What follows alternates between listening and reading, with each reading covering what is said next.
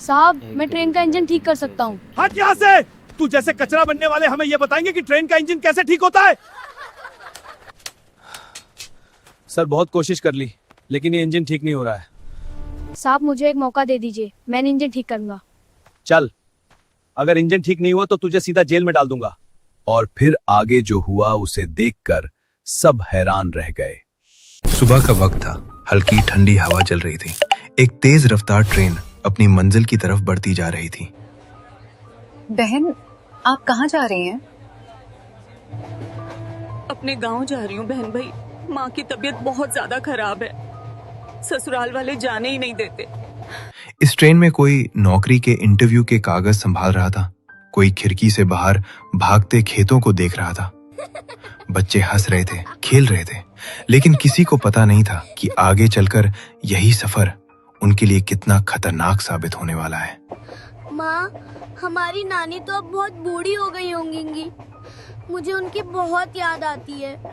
उस ट्रेन में हर इंसान अपनी अपनी उम्मीदों को सीने से लगाए बैठा था। कोई अपनी माँ से मिलने जा रहा था, कोई अपने बच्चों से। हाँ बेटा, हम बहुत जल्द पहुंच जाएंगे। हर चेहरे पर मुस्कान थी। हर एक अपनों से मिलने की खुशी में अंदर ही अंदर खुश था। आज का मौसम बड़ा साफ है यार। लाओ थोड़ा पानी पिला दो, बड़ी प्यास लगी है। हाँ भाई, लो पानी पियो और ट्रेन को ऑटोमेशन पे डाल के थोड़ी देर तुम भी लेट के आराम कर लो। ड्राइवर ने पानी पिया और फिर ट्रेन को ऑटोमेशन पर डालकर दोनों थोड़ी देर के लिए लेट गए।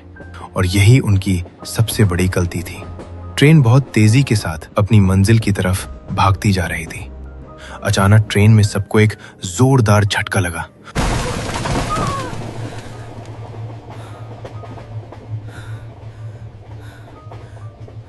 और तेज रफ्तार से दौड़ती ट्रेन एक भयानक आवाज के साथ अचानक रुक गई। कुछ सेकंड तक तो किसी को समझ ही नहीं आया कि आखिर हुआ क्या है। डिब्बों के अंदर ऐसा सन्नाटा पसरा हुआ था जैसे सभी को सांप सूंघ गया हो। हर चेहरा डर से सफेद पड़ चुका था। दिल जोर जोर से धड़कने लगे। और फिर अचानक एक बच्चे की रोने की आवाज गूंजी।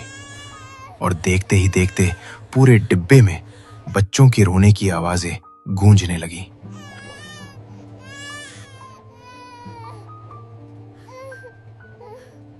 माओ ने घबराकर अपने बच्चों को सीने से चिपका लिया। घबराहट में लोग इधर उधर देखने लगे। किसी के हाथ कांप रहे थे तो किसी की आवाज ही नहीं निकल पा रही थी। पैसेंजर्स खिड़कियों से बाहर झांकने लगे। ट्रेन गांव के बीचों बीच एक सुनसान पटरी पर खड़ी थी।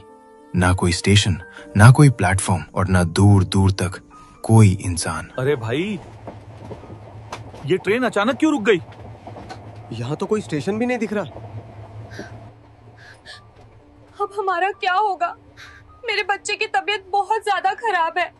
बेटा, मुझे सांस लेने में दिक्कत हो रही है, पानी मिलेगा? बाबा, पानी भी खत्म होने अचानक लगा है। तेज झटके के साथ ट्रेन रुकते ही इधर ड्राइवर्स की भी नींद खुल गई। वो सब घबराकर उठ बैठे और जब सामने देखा तो दिल धक से रह गया। ट्रेन एक सुनसान गांव के बीच खुले मैदान में पटरी पर रुकी खड़ी थी। इंजन से अजीब अजीब घड़घड़ाहट की आवाज आ रही थी। दूर दूर तक न स्टेशन था न कोई मदद। पीछे देखा तो पैसेंजर्स में अफरा तफरी मची हुई थी। वो सब इधर उधर भाग रहे थे। बच्चों की रुलाई, औरतों की चीखें और लोगों की घबराई हुई आवाजें हवा में तैर रही थी। अरे, ये ट्रेन का इंजन अचानक क्यों बंद हो गया? कहीं आग लगने वाली तो नहीं है? चलो जल्दी नीचे चलते हैं। पेस ड्राइवरों ने फौरन कंट्रोल रूम को कॉल करने की कोशिश की, लेकिन नेटवर्क भी साथ छोड़ चुका था। बिना एक पल गवाए ट्रेन में मौजूद इंजीनियरों को बुलाया गया। कुछ ही मिनटों में कई इंजीनियर और टेक्निकल स्टाफ नीचे उतर आए। सब सीधे इंजन की तरफ दौड़ पड़े। हर किसी के चेहरे पर घबराहट थी। कुछ समझ नहीं आ रहा, इंजन में अचानक ऐसी क्या खराबी आ गई? रुको जरा, मैं देखता हूं, शायद फ्यूल लाइन में कुछ गड़बड़ हो। अरे तुम जल्दी से जाओ, पैसेंजर्स को संभालो, किसी को बाहर निकलने मत देना। स्पेस ड्राइवर और इंजीनियर्स इंजन को ठीक करने की कोशिश कर रहे थे। कोई वायरिंग खोलकर जांच करने लगा, कोई बार बार इंजन को स्टार्ट करने की कोशिश कर रहा था। अलग अलग इंजीनियर बुलाए गए, हर कोई अपनी समझ से कुछ न कुछ करने लगा, मगर इंजन जैसे जिद पर अड़ा हुआ था। पसीने से भीगे चेहरे, माथे पर शिकने और सबकी आंखों में बेबसी साफ दिखाई दे रही थी। जितनी देर बीतती जा रही थी, उतनी ही ट्रेन के अंदर बेचैनी बढ़ती जा रही थी। बच्चे भूख और डर से और ज्यादा रोने लगे थे। बीमार लोग तड़पने लगे थे। पानी भी खत्म हो चुका था। साहब, ट्रेन कब तक सही होगी? घबराइए मत, बस थोड़ी देर। जिस गांव के पास आकर वो ट्रेन रुकी थी, धीरे धीरे उसी गांव के लोग भी वहां जमा होने लगे। कोई दूर से आकर देख रहा था, कोई पास खड़ा होकर इंजन की तरफ नजरें गड़ाए था। इसी गांव में एक कच्चे से घर में आनंद रहता था। मिट्टी की दीवारें और ऊपर टीन की छत। उस घर में अंदर उसकी बूढ़ी माँ पलंग पर बीमार पड़ी रहती थी। चलने फिरने की भी ताकत नहीं थी। आनंद ही था जो रोज कचरा बटोरता, उसे बेचता और उसी पैसों से माँ की दवाई और थोड़ा बहुत राशन ले आता था। उस दिन भी आनंद ट्रेन की पटरियों के आसपास कचरा बटोर रहा था कि तभी उसकी नजर ट्रेन पर पड़ी। बच्चों के रोने की आवाजें, औरतं की चीखें और ट्रेन के नीचे झुके इंजीनियर्स जो इंजन को ठीक करने की कोशिश कर रहे थे। गांव के लोग भी जमा थे। आनंद कुछ दूरी पर खड़ा सब कुछ चुपचाप देख रहा था। उसकी नजरें बार बार इंजन पर जाकर टिक जाती। इंजीनियर्स तारे खोल रहे थे, औजार बदल रहे थे, मगर इंजन वैसे का वैसा खामोश पड़ा था।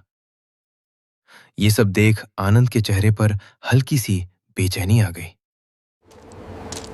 अरे, ये ट्रेन का इंजन तो मैं ठीक कर सकता हूँ। मुझे इन लोगों की मदद करनी चाहिए। ये सोचकर आनंद ने अपनी कचरे की बोरी कंधे पर ला दी और फिर वो धीरे धीरे ट्रेन की तरफ बढ़ने लगा। आनंद सीधे इंजन के पास पहुंचा, जहां इंजीनियर माथा पकड़कर खड़े थे। सब अपनी अपनी हिम्मत हार चुके थे। पता नहीं ट्रेन के इंजन में ऐसी क्या खराबी आ गई थी कि कोई भी समझ ही नहीं पा रहा था।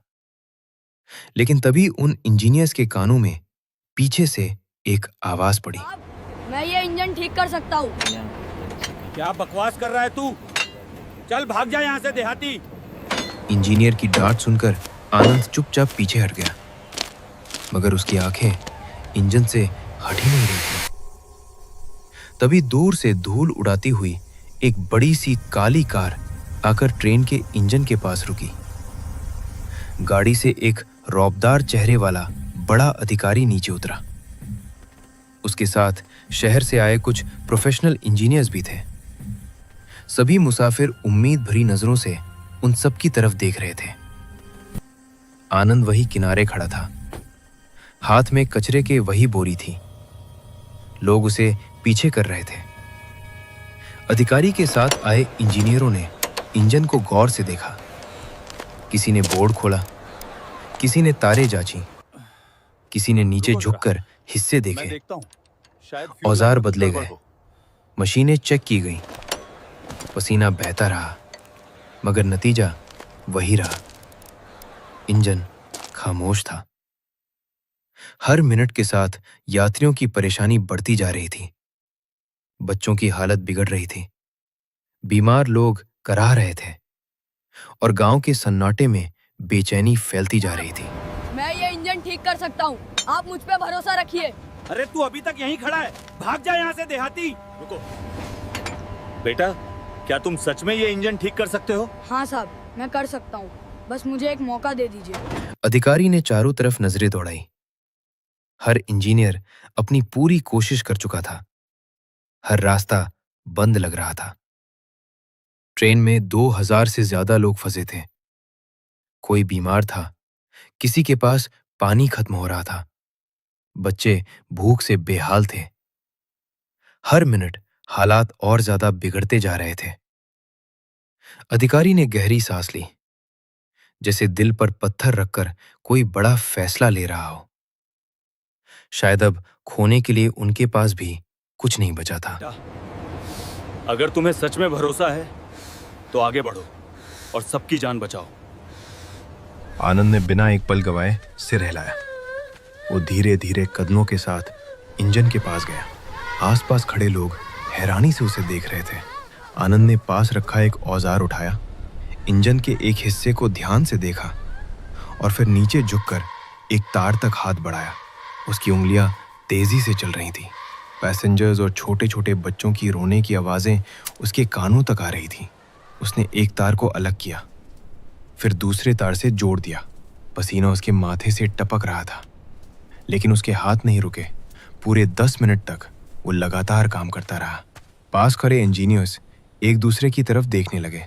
किसी को समझ नहीं आ रहा था कि ये लड़का इतनी आसानी से वो चीजें कैसे कर पा रहा है जो उनके लिए अब तक बहुत मुश्किल थी। और फिर थोड़ी देर के बाद आनंद इंजन से बाहर की तरफ आया और ड्राइवर से कहा, साहब अब आप इंजन स्टार्ट करिए। इस ड्राइवर घबराए हुए कदमों से इंजन की तरफ दौड़ा। उसने सीट संभाली, गहरी सांस ली और जैसे ही चाबी घुमाई तो एक पल के लिए सांसें थम सी गईं, धड़कनें तेज हो गईं और फिर अचानक इंजन की भारी आवाज गूंजी। ट्रेन स्टार्ट हो चुकी थी। वही आवाज जो कुछ देर पहले डर बन चुकी थी, अब एक आखिरी उम्मीद बनकर सबके सामने आ गई। पहले तो किसी को यकीन ही नहीं हुआ। लोग एक दूसरे का चेहरा देखने लगे और फिर अचानक पूरा माहौल बदल गया। जो चेहरे उदास थे उन पर खुशी जाहिर होने लगी। हर चेहरे पर मुस्कान थी, तालियां, हंसते हुए चेहरे, मासूम बच्चों की सदाएं। हर तरफ एक ही नाम गूंजने लगा, आनंद, आनंद, आनंद। ट्रेन के अंदर बैठे लोग खिड़कियों से बाहर झांकने लगे। किसी ने हाथ उठाकर आनंद को दुआ दी तो कोई एहसान भरी नजरों से उसे देख रहा था। अधिकारी तेजी से आगे बढ़ा और बिना कुछ सोचे आनंद को सीने से लगा लिया। ड्राइवर भी दौड़कर आया। वही इंजीनियर जिन्होंने कुछ देर पहले आनंद को धक्का देकर भगाया था, अब शर्मिंदा नजरों से उसके सामने खड़े थे। किसी ने उसके हाथ पकड़ लिए, किसी ने अपना सिर झुका लिया। अधिकारी ने हल्की आवाज में पूछा, बेटा ये सब तुमने कैसे किया? आनंद की आंखें भर आईं। उसने धीमे से कहा कि साहब, मेरे पिता एक बहुत अच्छे इंजीनियर थे। हम लोग पहले मुंबई जैसे बड़े शहर में रहते थे, बहुत मालदार थे। मेरे बाबा ने ही मुझे मशीनों की हर बारीकी सिखाई थी, लेकिन एक कंपनी की साजिश ने मेरे बाबा की जान ले ली। उसी दिन से मैंने पढ़ाई छोड़ दी और माँ की दवाइयों के लिए कचरा बीनने लगा। अधिकारी कुछ पल तक खामोश रहा, फिर उसने आनंद के सर पर हाथ रखा और कहा कि बेटा, ऐसा दिमाग बहुत कम लोगों को मिलता है। आज से तुम्हारी जिंदगी बदलेगी। तुम अब कचरा नहीं बीनोगे, रेलवे में तुम्हारी नौकरी होगी और हर महीने 3 लाख रुपए की तनख्वाह दी जाएगी। ये सुनते ही वहां खड़े लोग हैरानी से एक दूसरे को देखने लगे। आनंद को खुद भी यकीन नहीं हो रहा था कि आखिर उसकी जिंदगी इतनी जल्दी कैसे बदल गई। धीरे धीरे ट्रेन फिर से अपनी रफ्तार पकड़ चुकी थी। लोग अपनी अपनी सीटों पर बैठे अपने अपने घरों की तरफ जा रहे थे। हर पैसेंजर की नजर उस कचरा बीनने वाले आनंद पर थी। आनंद खामोश खड़ा था। अधिकारी उसके पास में था। जब ट्रेन वहां से चली गई तो अधिकारी ने आनंद को अपनी गाड़ी में बिठाया और फिर उसे अपने ऑफिस तक लेकर गया। अगले दिन से आनंद की दुनिया पूरी तरह बदल चुकी थी। वही लड़का जिसे कल तक लोग भगाते थे, आज वो रेलवे की एक बड़ी इंजन कंपनी का मैनेजर था। वर्कर्स उसके इशारे पर दौड़ दौड़ के काम करते हैं।